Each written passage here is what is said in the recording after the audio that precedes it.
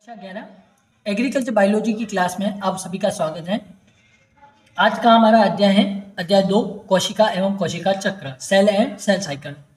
देखिए, छाले अभी तक ठीक नहीं हुए, फिर भी कोशिश कर रहा हूँ कि आपको पढ़ा सकूँ, क्योंकि काफ़ी दिनों से क्लास नहीं आ पाई है। प्लीज़ रिक्वेस्ट है आप सभी से कि सपोर्ट बनाए रखिए, चैनल को सब्सक्राइब कीजिए, वीडियो को लाइक कीजिए, कमेंट्स कीजिए, ठीक है, और शेयर कीजिए अपने दोस्तों को। तो सबसे पहले इसमें परिभाषा के बारे में बात करते हैं। तो परिभाषा में कोशिका सजीवों के शरीर की संरचनात्मक और क्रियात्मक इकाई है। क्या है? कोशिका सजीवों के शरीर की संरचनात्मक और क्रियात्मक इकाई है और प्रायः स्वतः जनन का सामर्थ्य रखती है। यह विभिन्न जीवों को वह छोटे से छोटा संगठित रूप है जिसमें वे सभी क्रियाएं होती है जिन्हें सामूहिक रूप से हम जीवन कहते हैं। क्या कहते हैं? जीवन। समझिए परिभाषा को। परिभाषा कहना चाह रही है कि कोशिका जो है, सेल जो है, वो सजीव जो होते हैं उनकी एक संरचनात्मक यानी कि स्ट्रक्चर वाइज और क्रियात्मक यानी कि कार्य वाइज, वर्क प्रोसेस, ठीक है। तो संरचनात्मक और एक क्रियात्मक इकाई है। इसमें ये प्राय स्वतः जनन का सामर्थ्य रखती है, यानी कि इसमें जनन की क्रिया जो होती है वो स्वयं द्वारा होती है, किसी कोशिका की या अन्य किसी की आवश्यकता नहीं होती है। यह विभिन्न जीवों का वह छोटे से छोटा संगठित रूप है जिसमें वे सभी क्रिया होती है जिन्हें सामूहिक रूप से हम क्या कहते हैं? जीवन कहते हैं। तो जीवन के रूप में जो भी कोशिका में क्रियाएं होती हैं वो छोटे से छोटे कंपोजिशन में, संगठित रूप में, तो वे सभी क्रियाएं क्या कहलाती हैं? जीवन कहलाती हैं, ठीक है। अगला पॉइंट देखते हैं। यहाँ पर अगला पॉइंट है कोशिका। अंग्रेजी शब्द सेल लैटिन भाषा के सेलुला शब्द से लिया गया है जिसका अर्थ होता है एक कक्ष, ठीक है। तो कोशिका शब्द जिसका इंग्लिश मीनिंग होता है सेल, ठीक है। तो वो जो सेल शब्द जो है वो लैटिन भाषा के सेलुला शब्द से लिया गया है जिसका अर्थ होता है एक कक्ष यानी कि एक क्लास, ठीक है। अगला पॉइंट देखते हैं। कुछ सजीव जैसे जीवाणुओं के शरीर एक ही कोशिका से बने होते हैं, उन्हें एक कोशिकीय जीव कहते हैं। कुछ सजीव जैसे मनुष्य का शरीर हो गया, अनेक कोशिकाओं से मिलकर बना होता है, उन्हें बहुकोशिकीय जीव कहते हैं। तो एक कोशिकीय और बहुकोशिकीय जीव कैसे कहते हैं? जिसमें कुछ जीवाणु हो गए जिनमें एक शरीर, उनके शरीर में यदि एक कोशिका पाई जा रही है तो उन्हें एक कोशिकीय जीव कहेंगे। और जैसे मनुष्य हो गए तो मनुष्य के शरीर में क्या होता है? बहुत सारी कोशिकाएं पाई जाती है और इन्हीं बहुत सारी कोशिकाओं का क्या कहते हैं? बहुकोशिकीय जीव कहते हैं, ठीक है। तो मनुष्य के शरीर में अनेक कोशिका होने के कारण ये क्या है? सबसे पहले तो ये सजीव है, प्लस इसमें क्या है? अनेक कोशिकाएं, सेल की संख्या जो है वो ज़्यादा है, तो इसे कैसे क्या कहते हैं? बहुकोशिकीय जीव कहते हैं, ठीक है। आगे देखते हैं।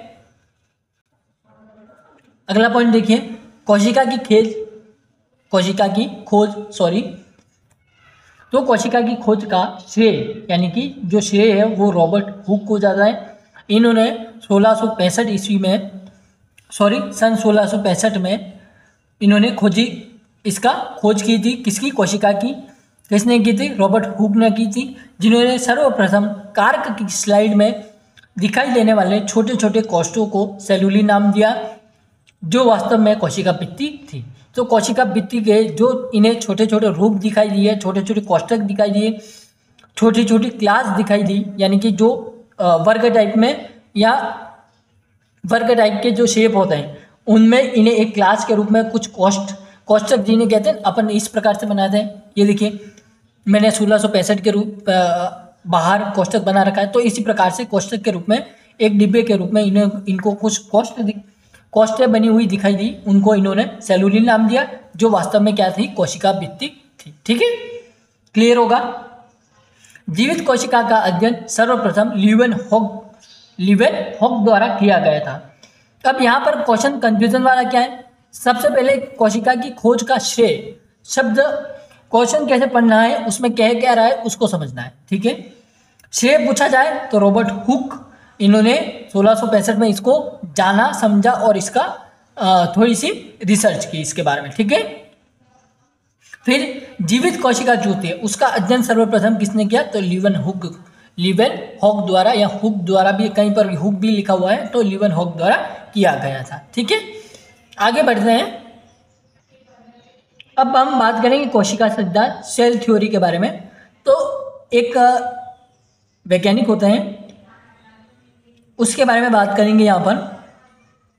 तो जर्मन पादप वैज्ञानिक मैथियास स्लाइडेन 1838 एवं जंतु वैज्ञानिक थियोडोर शॉन ने 1839 अपनी खोजों के आधार पर इस सामूहिक निष्कर्ष पर पहुंचे कि पादपों व जंतुओं के शरीर कोशिकाओं एवं उनके उत्पादों से बने होते हैं। इसे कोशिका सिद्धांत नाम दिया। यहाँ पर समझने वाली ये बात नहीं कि सबसे पहले तो दो वैज्ञानिकों का नाम याद रखना है, सन याद रखना है, और उन्होंने क्या निष्कर्ष निकाला, खोज क्या की, रिसर्च क्या की, उसको देखना है। ठीक है, बाकी यहाँ से क्वेश्चन नहीं आएगा। तो यहाँ पर जर्मन पादप वैज्ञानिक मैथियास स्लाइडेन ने 1838 और जंतु वैज्ञानिक थियोडोर शॉन अपनी खोजों के आधार पर इस सामूहिक निष्कर्ष पर पहुंचे कि पादप और जंतुओं के शरीर कोशिका और उनमें बनने वाले जो उत्पाद होते हैं उनके द्वारा बनी होते हैं। तो इन्होंने इसे क्या किया, कोशिका सिद्धांत, सेल थ्योरी नाम दिया। ठीक है, क्लियर होगी बात। अब हम आगे बढ़ते हैं थोड़ा सा। अब देखिए अगला पॉइंट, परंतु कोशिका सिद्धांत में कोशिका की उत्पत्ति को नहीं समझाया गया, जिसे बाद में रुडोल्फ विर्चोव 1855 द्वारा प्रतिपादित किया गया। इसके अनुसार कोशिका की उत्पत्ति पूर्ववर्ती कोशिका से होती है, यानी कि कोशिका के जो पेरेंट्स होते हैं उनके माध्यम से होती है। तो पूर्ववर्ती कोशिका यानी कि उनके जो पेरेंट्स कोशिका, मात्र कोशिका जो होती है, जिसे ओमनिस सेलुला ई सेलुला कहते हैं। ठीक है, यहाँ तक बात क्लियर होगी।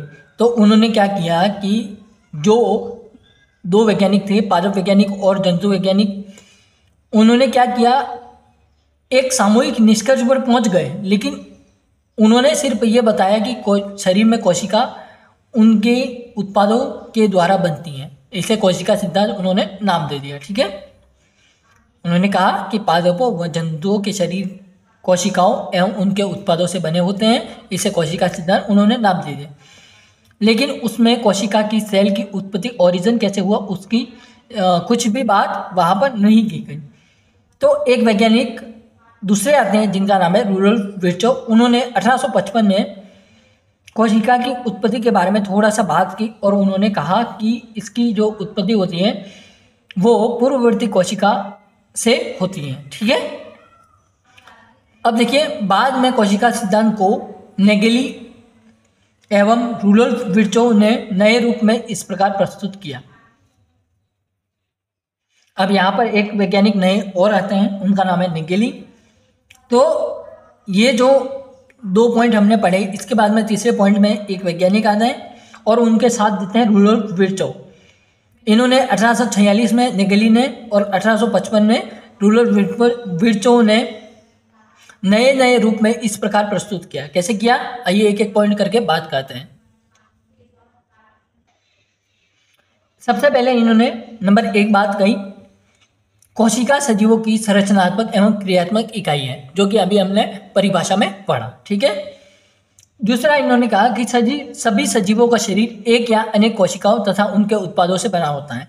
ठीक है, जो कि मैथियास स्लाइडेन और थियोडोर शॉन ने कहा था, उसी प्रकार से इन्होंने भी दूसरा पॉइंट एज इट इज, ऐसा का ऐसा उन्होंने कहा कि ये दूसरा सिद्धांत है। ठीक है, तीसरी बात इन्होंने कही, प्रत्येक कोशिका में जीव के आनुवंशिक गुण निहित होते हैं, यानी कि जो कोशिका होगी उसके जो आनुवंशिक गुण जो होंगे जीव के, जो उनके पैतृक जीव जो होंगे, उनके आनुवंशिक गुण जो होंगे वो इस कोशिका में भी क्या होंगे, उपस्थित होंगे। ठीक है, नंबर 4 बात इन्होंने कही, नवीन कोशिकाओं का निर्माण पूर्ववर्ती कोशिकाओं प्री एग्जिस्टिंग सेल्स के विभाजन से होता है। नई कोशिकाओं का निर्माण कैसे होता है, पूर्ववर्ती कोशिकाओं के द्वारा, इनके पूर्ववर्ती कोशिका जो होती है उनके विभाजन से होता है। ठीक है, प्रत्येक कोशिका जीवन के सातत्य यानी कि कंटिन्यूटी के साथ उसके उद्गम एवं स्वभाव को दर्शाती है।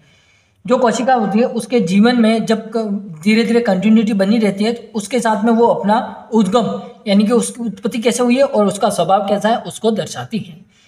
तो नेगेली और रुडोल्फ विर्चोव ने ये नए रूप में इस प्रकार से कोशिका सिद्धांत प्रस्तुत किया। ठीक है, क्लियर होगी बात। अब हम